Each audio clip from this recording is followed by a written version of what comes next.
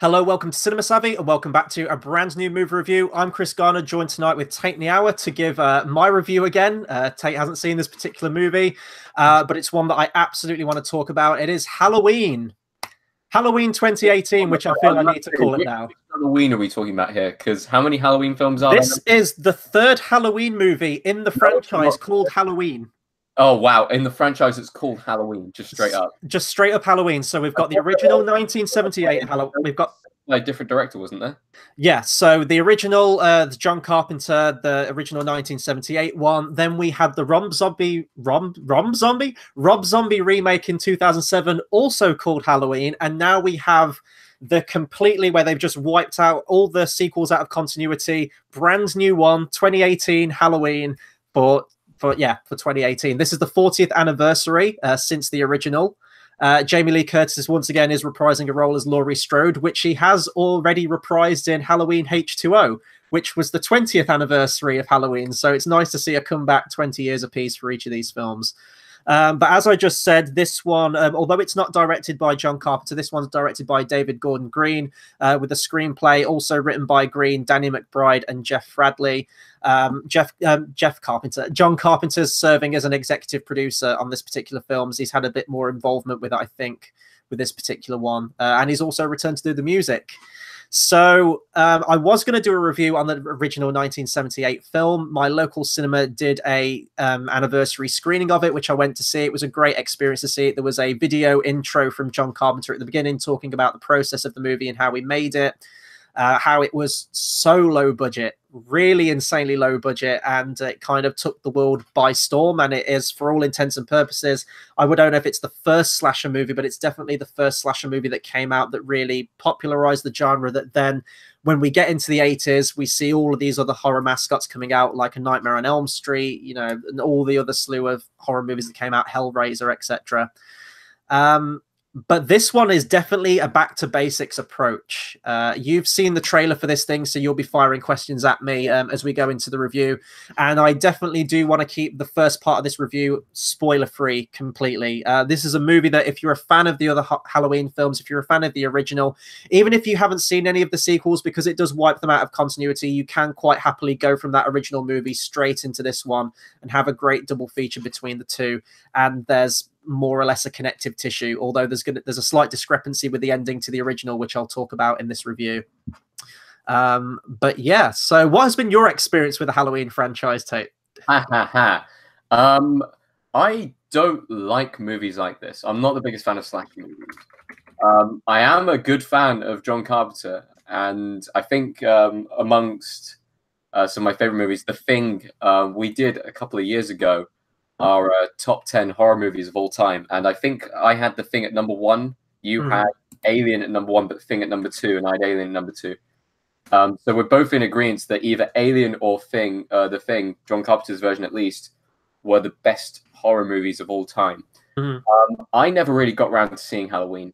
It isn't the kind of film that ever caught my interest.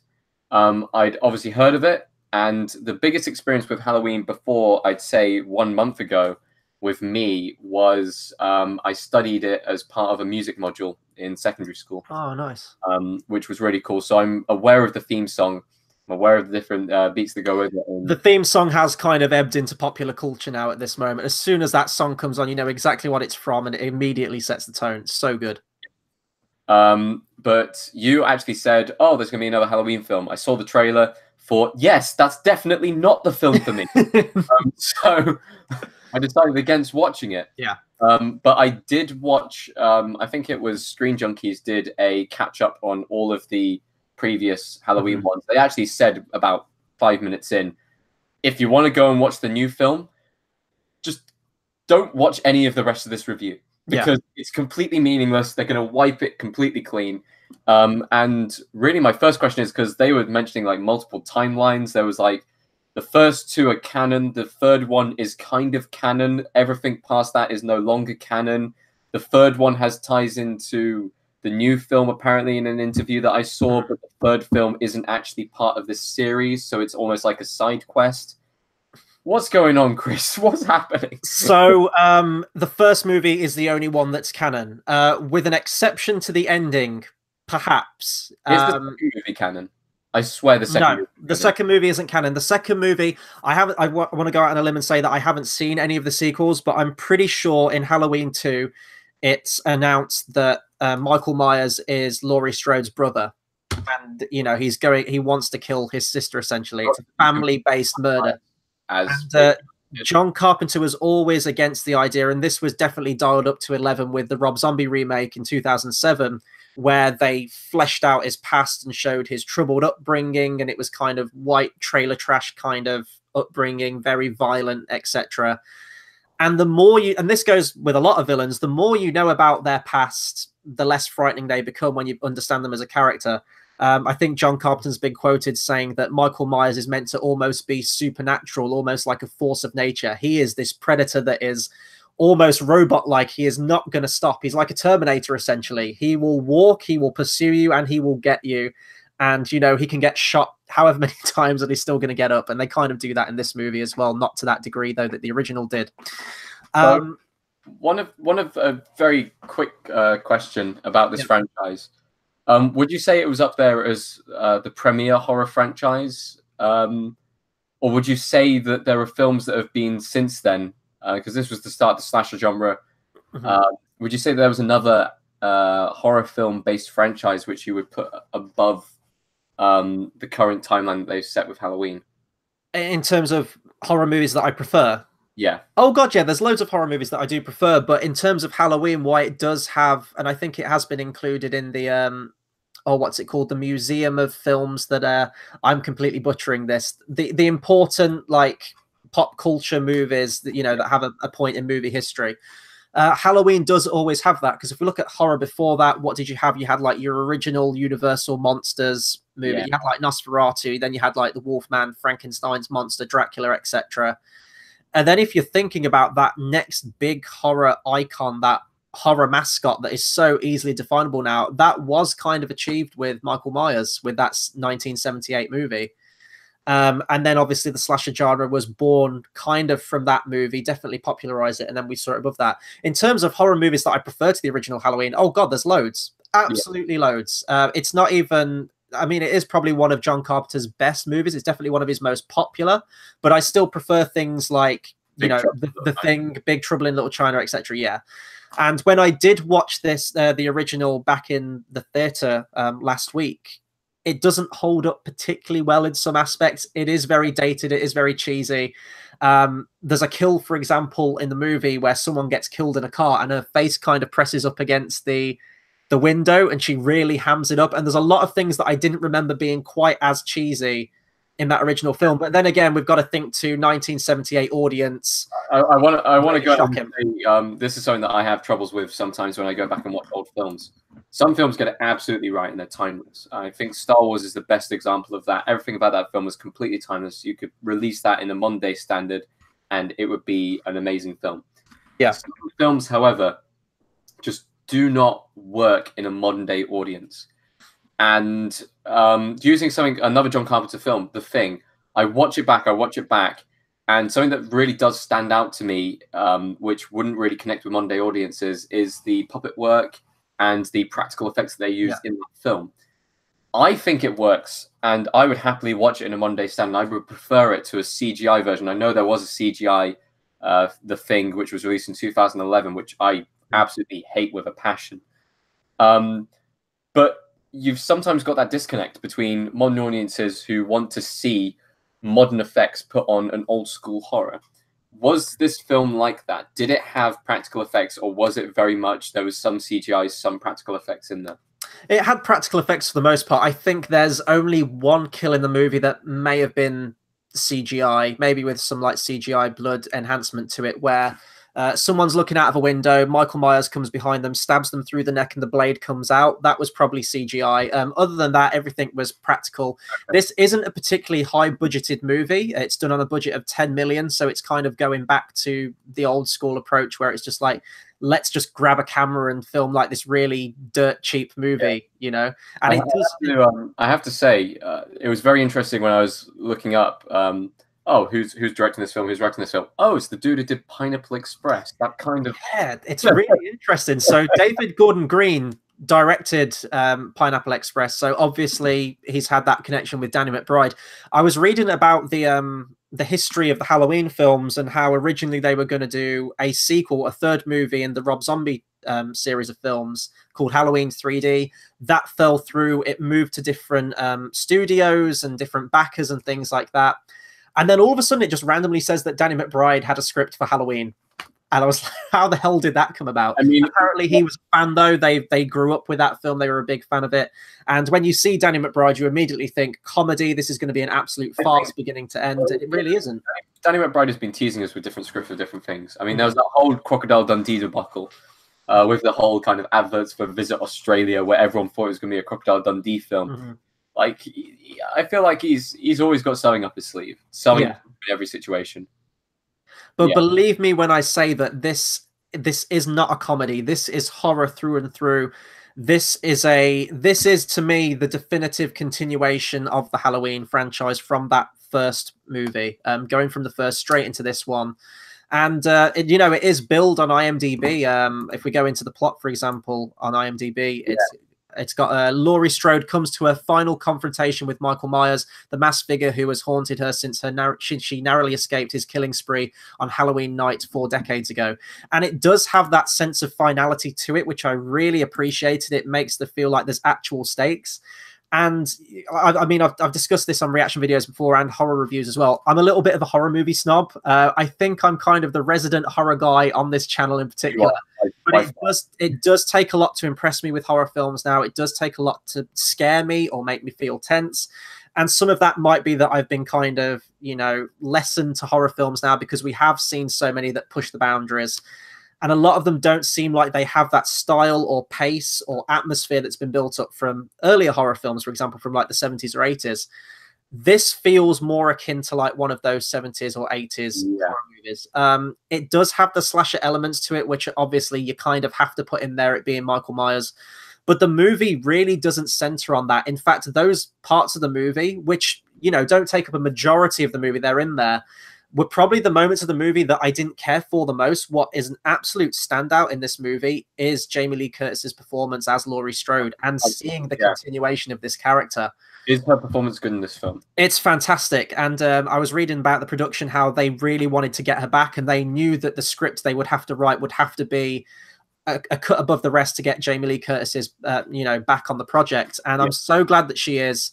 It feels right that she's in this movie, and she is, I would now rank her alongside Ripley or Sarah Connor in terms of like action heroines. She is a strong female character in this. And I'm going to go with a Star Wars comparison because it's a cheap shot. Why not? Rey is not a strong female character. If you just say that she's overpowered, she can get out of any situation. She's phenomenally skilled in all these assets. There's no tension there. There's no danger, and therefore you can't get behind her as a character. From recent films, the comparison you've got to give right here is Rey versus Furiosa. Yes. Who's a very good, strong female character. The other one is a bit of a Mary Sue, and if not, she's also a bit of a whiny kind of like kid. It's the difference between actually having a strong character with strong motivations or a character just kind of going with kind of the way things are going right now. Yeah, Rey feels like Rey in Star Wars, and I don't want to make this a Star Wars review, but Rey feels like you're playing a video game with God mode cheats on. Like you're playing with cheat codes on, and there's just nothing there. The characteristics isn't that she is a strong, hardened character who inspires others. No, she has very little motivations for what she is doing other than the fact that she is good at what she does. Yeah. And with something like Furiosa, her strong motivations are, it is her life, like it is her life at stake. And I'm assuming in a lot of horror films where you have a main protagonist, it is always kind of that feeling of survival. Yeah. And it's always been the thing that has come with horror films. No matter what horror film you're in, it always boils down to survival. Yeah. Whether it's a Saw franchise where you're stuck in a room and you need to get out, whether it's in the Halloween franchise and you're being stalked by a killer, whether it's The Thing where you're out in the middle of a desolate wasteland and there are things hunting you down. It is always survival with horror films. And I haven't seen this film, obviously, but I'm assuming a strong character such as Jamie Lee Curtis would show those real survival instincts when coming up against a foe that she's seen before and something that she knows how it works. So please kind of enlighten me on what kind of role she played in the film with some of the other characters and how she really impacts this film in particular. Jamie Lee Curtis really is the core center of this movie. Michael Myers obviously is the antagonist. He's the one they're going up against, but really it's Jamie Lee Curtis that holds the entire movie together for me. She's playing a role of a grandmother in this. Her granddaughter and her daughter, you know, she's been bringing up her daughter to try and fight back against this eventual terror that's going to come after them again. She knows that Michael Myers one day will get out, and she wants to be prepared. So she's like made weapons caches. She's got booby traps on the house. She's kind of been grooming her daughter to follow in her footsteps and be prepared for when he returns. And then this is kind of broken up the family. Laurie Strode is now a recluse living on her own, very paranoid. She's out every day, target practicing. She's constantly ready. And the granddaughter does have a very close relationship with Laurie in this movie. And you can tell that, you know, she does sympathize with the grandmother. That, I mean, we are introduced to Jamie Lee Curtis's character in this completely PTSD'd out of the head. Like, this is a woman who's been living in sheer isolation. It's a bit like Sarah Connor, Judgment Day. Yeah, exactly like that. Like, this is a woman who has been living in complete isolation. She's completely paranoid. The effects that what happened to her and all of her friends in 1978, like, it's nice to see that continuation between a horror sequel where there has actually been an impact with the first movie. A lot of horror sequels fall into the trap of literally just repeating the events, just kind of with a new skin on it, a new title, Halloween 2, and you pretty much do exactly the same thing again. What's nice about this one is that it actually advanced the characters. And I think that's a big reason why I connected with this movie and actually felt tension and pathos for the characters, in that the characters are at the forefront of this movie. Yes, you've got the killings. Yes, you've got the stabbings and all like the horror, I won't say cliches, but all the horror elements that you would get from a slasher movie and from the original Halloween movie. But it's just nice to see a horror film put its characters at the forefront for a change, and you are on board with them. And then when you do get into those really tense situations where you've got Laurie skulking around the house, she knows that Michael Myers is in there and she's checking from room to room and it's quiet and you know he's in there. It just makes those moments so much more tense when you actually give a crap about the people that are in that scene. My next question here is, with a lot of modern horror films, something that which I absolutely hate in horror films is jump scares. Yeah. And I think the best way of putting it is, I think there was a comedian, I can't remember which one, but he basically said a jump scare is like a comedian going into the audience and tickling someone. You laughed, therefore I'm funny. Like, that's how I kind of see jump scares. I don't like the fact that they are overused. I don't like the fact that they are a very cheap form of scaring. If they're done well with good tension beforehand, then I'm completely fine with them. But I prefer having the tension and then almost nothing happening, it petering out, because it leaves a sense of uneasiness. Does this film rely on jump scares like most modern horror films, or does it kind of shy away from that and go with kind of more of that slasher kind of horror? Definitely, there's barely any jump scares in this movie. There's a few orchestra stings here and there, but they feel earned. We talk about atmosphere and that sense of dread in horror movies, and they're always my favorite horror movies when a horror film can capture that sense in its audience. And this movie absolutely does, from the first frame of the movie all the way through to the end. You could have a scene that's completely innocuous with like 3 people walking down a street and Michael Myers isn't even in the frame, but subconsciously you're thinking he could be anywhere. He could be anywhere in this neighborhood. He could come out at any moment. And it's so great that, I mean, this is a character that's been around for 40 years. He's had so many sequels. He's had remakes. We know the drill with this character, to the point where it almost became a parody of itself, which a lot of horror sequels, horror franchises kind of go that route. But it's nice that this has definitely revitalized the character. To me, like, when I was watching this movie and seeing Michael Myers, how he is absolutely relentless, it did make me go, you know what?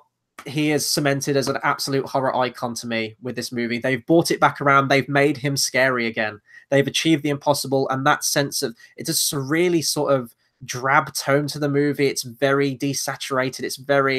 It is a very spooky atmosphere to the movie. And yeah, you do get some scenes where, you know, you get your teenagers getting killed and picked off and everything like that. And those, as I said, those are the moments that I didn't really care for as much. Not to say they're done bad at all. They are done very effectively. But those are the been there, done that moments that you kind of have to have in a horror movie and in a Halloween movie especially.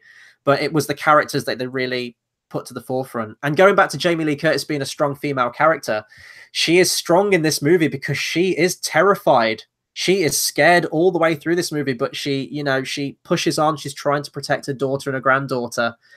And it's nice to see a character like that when she is in those tense situations where she is panicking. You feel for the character. You believe that performance. Yeah. And what they touch on in this movie as well, which I really liked, is the parallels between her and Michael Myers. How both have had the same time away, both have just like spent their days thinking about the opposite person, getting back to them, finally killing them. And it is like that's two sides of the same coin. It's like the Batman Joker dynamic almost, which I don't think's been hinted at in any of the previous Halloween movies. As I said, I haven't seen the sequel, so I can't comment on that. But it was so refreshing and a really great take to see that, how they both want to kill each other. And it's, you could very much like just say that they are the same kind of person. Obviously, Laurie isn't going around murdering anyone and anyone they come into contact with, but I thought that was an interesting angle to bring to it as well. So, I'm assuming we're going to move on to spoilers next. So would you recommend this film to people who are watching? I would absolutely recommend this movie. And believe me, I'm coming at you from a place of being completely disenfranchised with all horror movies that come out now, pretty much. You do get some great ones, like I have enjoyed the Conjuring movies, but this movie has almost achieved the impossible for me. This is the, what is this, the 11th, 12th, 13th Halloween movie? I can't even remember how many we've had at this point. I think it's the 13th. And for it to completely go back to basics, bringing in Jamie Lee Curtis's character, and although it wipes out all the other movies from continuity, it does feel like it's more tied into that original movie. You can go from that original into this one. The only slight discrepancy is that, and this is a spoiler alert for the original Halloween, by the way, the movie ends with him getting shot about 3 or 4 times, falling out of a window. They look over the roof and he's on the floor. They go back and sort something else out. They go back to the window and his body's disappeared. And the final shots of the movies are different rooms in the house and the neighborhood with Michael Myers heavy breathing over the sound. So it's like he's still out there somewhere. He's managed to escape.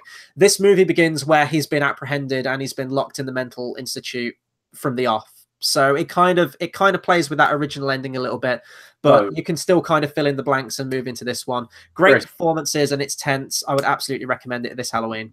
There are 11 Halloween films. You have Halloween, Halloween 2, Halloween 3, Season of the Witch, Halloween 4, The Return of Michael Myers, Halloween 5, The Revenge of Michael Myers, Halloween 6, The Curse of Michael Myers, Halloween 7, Halloween H2O 20 Years Later, which, by the way, is the one that looks absolutely the most interesting out of all of these, starring LL Cool J in the twice role. Halloween Resurrection, Halloween 2007, Halloween 2, and then Halloween again. So the last 3 Halloween films, it does sound a bit unusual because the last 3 Halloween films... Halloween 2, Halloween. Halloween. But what I appreciated about this one is that it does feel like, I kind of really wish they used the same audio recording technology as they had back in the 70s to get that really kind of shrill, grainy tone to it. Because I think there's so much that's linked to horror movies from back in the 70s and the 80s when they didn't have quite polished sound, and it just seemed to add like another texture to the movie. And another thing that I appreciate about this movie as well is that you do have Laurie's granddaughter, but she doesn't steal the focus of the movie. It definitely balances its characters very well. This could easily have been a passing of the torch movie. You know, it could have easily have repeated exactly the same beats as the original film. Just again, kind of like Force Awakens. Let's have another Star Wars example in there. But it really doesn't. It's more like Creed. It could be a reboot, essentially, of the series. They could continue it with a new character, for example. But it is also a sequel very much with the character of Laurie and Michael Myers, and it's advancing their stories as well. Do I want them to make another Halloween movie? No, I would absolutely love it if this was actually the final one. It's making a lot of money, and they do leave it open-ended enough without giving too much away where they could do another one. Do I want them to? No, but you know, it's Halloween. It's gonna have legs. It's been going for 40 years. It's gonna probably go for another 40 more after this. But no, it really surprised me, and I feel like before this, I was hating this year of movies. 2018 was one of the worst years for movies in the longest memory I can remember. It was really bad. Recent films this month have been very good. October has been kicking my ass with how many movies have been coming out, and they've all been good. Just for October alone, it's been spectacular, but the rest of the year has been lackluster. There's only been a few films that have really stood out for me. And that was really the Oscar films, the two of the Marvel films that were released this year, which I quite enjoyed. And that's really it.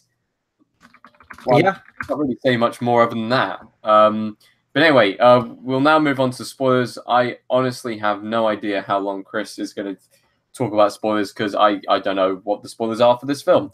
So if you do not want to be spoiled about this film, then go away. But please do remember to like, subscribe, comment, because we really do love the feedback. And then once you've seen the film, come back and watch the end of this review. Yeah. So spoilers. Okay, so we open the movie, and this is in the trailer as well, where we have these two investigative journalists. They claim to be doing a podcast where they're investigating the case, the Haddonfield case from 1978. They go to the mental institute where Michael Myers. I knew I was going to make that slip up at least once in this review. There you go. They go to Michael Myers, and it's this very tense scene where you see it in the trailer where he approaches him. He's behind this yellow line. He says, "You've got to keep behind this yellow line." And he's trying to get Michael Myers to talk. He's trying to get some kind of emotion out of him. He brings out the original mask and like holds it up in front of him. All the other patients are going crazy. Dogs are barking and everything like that. But Michael Myers is remaining completely still, methodical. And that immediately sets the tone of the movie of where the mental state where we have Michael Myers, in that he hasn't changed. He has been brooding over getting back there and killing Laurie Strode. Now, as the movie continues, and I did kind of reflect on this, I really did like those two characters, the journalists. They get killed within the first act. They're at this gas station. They go to the toilet, and it's the scene where he's banging on the toilet cubicles, drops the shattered teeth out of a guy's mouth over the thing, and then kills them. And then I was thinking, what impact did they really have on the story? And I might have missed something, so if someone can comment. On reflection, I really don't think they add much. They kind of set up this whole thing where these two journalists are going to be the main characters. We follow them a lot at the start, and then they're just killed off pretty much, and we never get told about them again. It's really just a story mechanic for him to get the mask back and get back in the boiler suit and then do what he does best. What else can I say about this movie? I've pretty much hit everything in spoiler-free, in all honesty. Like, how does the film end?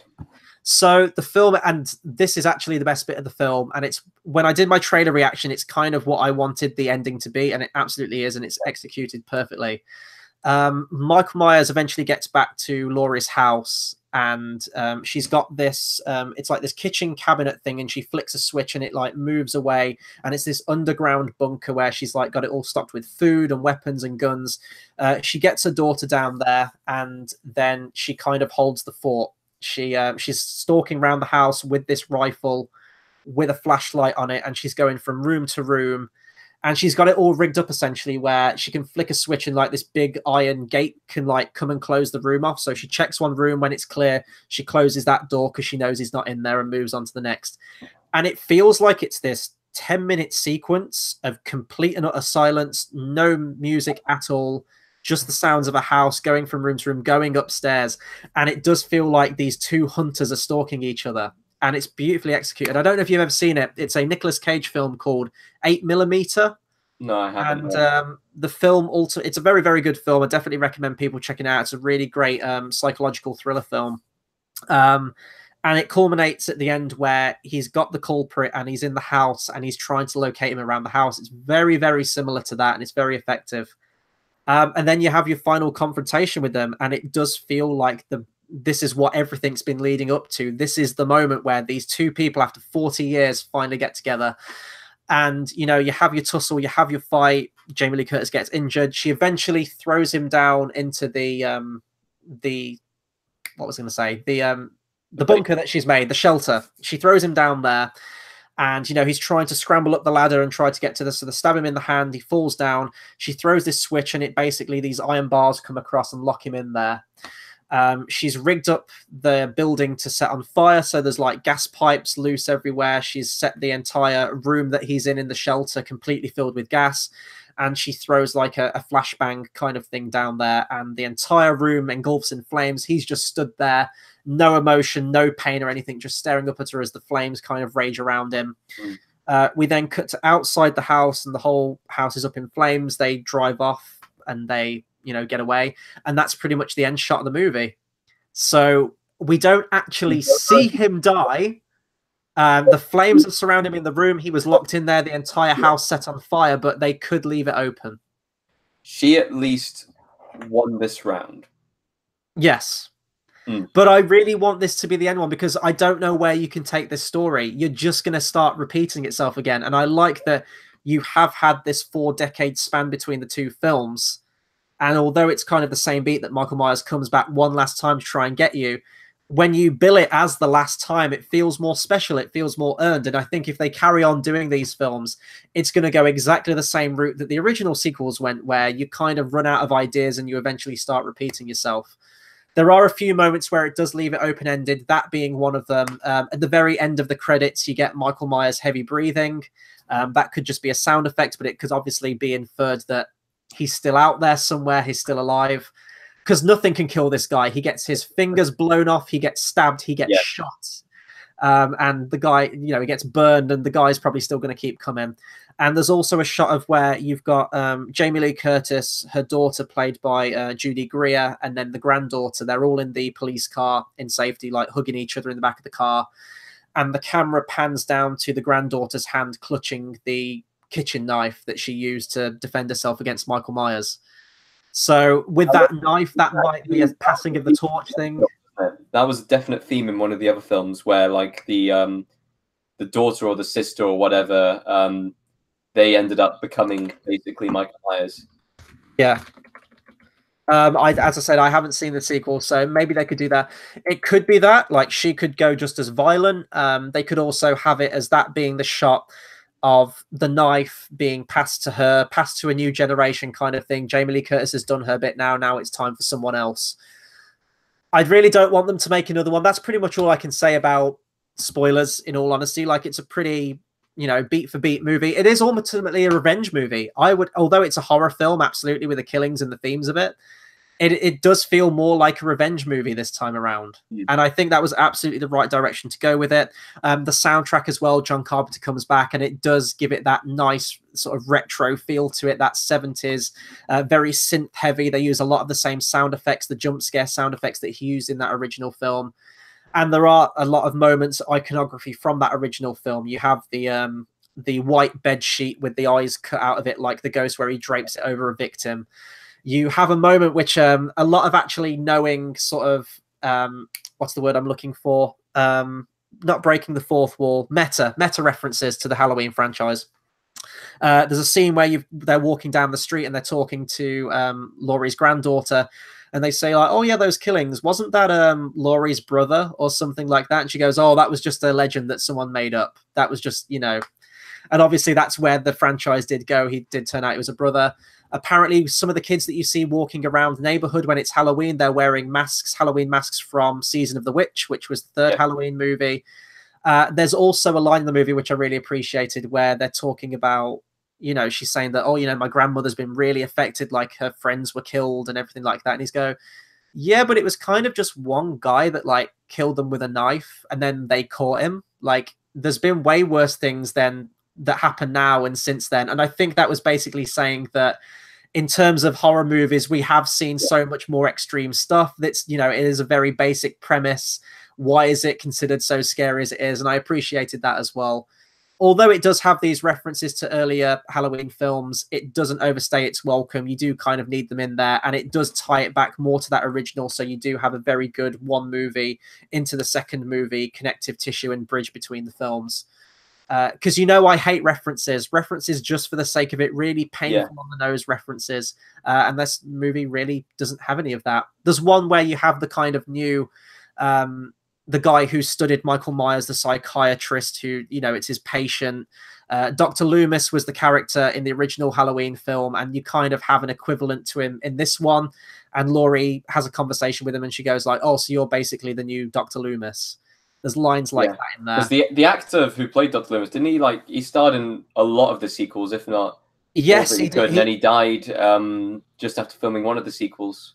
Yeah, Donald Pleasance. I'm not sure how many sequels he did. I know he came back for Halloween 2. And then I don't know if he was in Halloween 3, because I know that didn't include Michael Myers. That was a completely different story. Yeah, because they wanted it like an anthology horror series. Yeah, which honestly probably would have been the best way to go, because as was evident with the sequels, where can you really take Mike? You know, I think it would have worked better if they'd gone with the anthology, but not have it as the third chapter. If they had it as the second chapter and stated it was an anthology, that would have worked way better. And that's kind of what we wanted with Stranger Things as well, wasn't it? We wanted that anthology between seasons, but if the characters are popular, if people connect with them, and people did with Michael Myers and Laurie Strode. That's why, if it's going to be an anthology series, you state it from the off, like Black Mirror. You just say it's going to be an anthology series, and then you go from there. Yeah. So any final thoughts, Chris?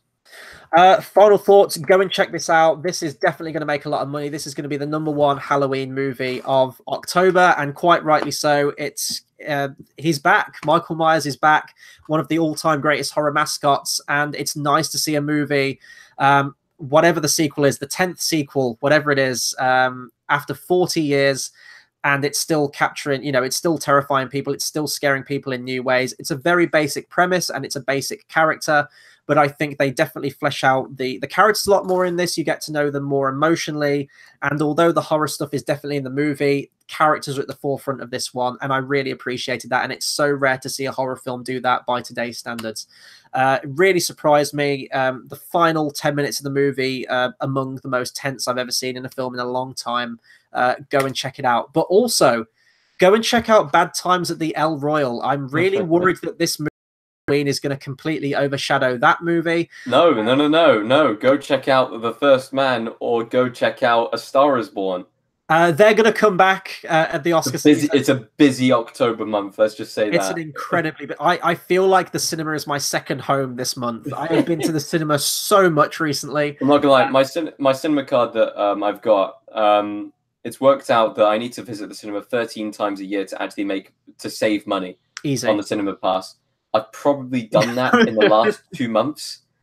Like, I hadn't done it throughout the rest of the year because I was in Austria, but from the last 2 months, I've probably gone about 13 times, which is ridiculous. I have absolutely got my money's worth with the switch to my cinema card, so I'm very grateful that they do that, because God knows how much money I would have racked up doing this. I would have probably been racking up debt by this point, in all honesty. Saying that, I'm spending the money that I was going to spend on the cinema on popcorn instead, which is just as expensive as a ticket. Same. I always cave every time I go. I'm like, I'm going to start eating right. I'm going to cut out the sugar. Guys, you're going to the cinema. You need to get popcorn. Yeah. It's just tradition, right? Yeah. I got Weight Watchers popcorn though for this movie today. So, Chris, no. I mean, I ate all 6 bags of the popcorn, but you know, I still had Weight Watchers popcorn, so that eases my conscience slightly. But yeah, no, I pretty much said everything I can on Halloween 2018. Be sure to comment, subscribe, let us know what you thought of this movie. Did you like it? Didn't you like it? How would you rank it in the Halloween franchise? Which is your favorite Halloween movie? Anything Halloween, John Carpenter, Michael Myers related, please do let us know. We have got a lot more content coming out this weekend. We have more movie reviews coming out. We have a review tomorrow for, as I just mentioned, Bad Times at the El Royale. I have seen it. I have a lot of things to say about it. High praise from me. And Tate, you are seeing it tomorrow, and I can't wait to talk more in depth about that one. And also on Sunday, I will be seeing First Man. I'm aware that came out last week. I've had very, very busy couple of weeks. Haven't got around to seeing it, so I'll be seeing that Sunday, so expect a review out for that one. And also tomorrow we'll be going live for the new episode of Film Club as well, where we'll be reviewing The Big Sick, the movie from last year, I believe it was, wasn't it? Or was it 2 years ago? What was that? The Big Sick. Was that from last year or 2? That was from last year. Yeah. So we'll be on a little mini review for that, probably about 10 minutes for Film Club. In the meantime, be sure to follow us on social media, Twitter, Facebook, links are in the description down below. We're upping the social media content a lot more now. Probably going to show you a lot more behind the scenes stuff, like funny little pictures of us, or like if we're going to see movies, we'll definitely keep you more in the loop. That's definitely been something we've wanted to up for a long time with the channel. We kind of just post when we do a review, and you don't really get to know us as people apart from on these videos. So definitely give us a like. Is it a like on Twitter? Is it a follow? I don't know what it is on Twitter. It's a heart. It's a heart. Heart us on Twitter, like us on Facebook, and subscribe to us on YouTube. All that good stuff. We'll be back tomorrow, and until then, we'll see you guys next time. Thanks for watching.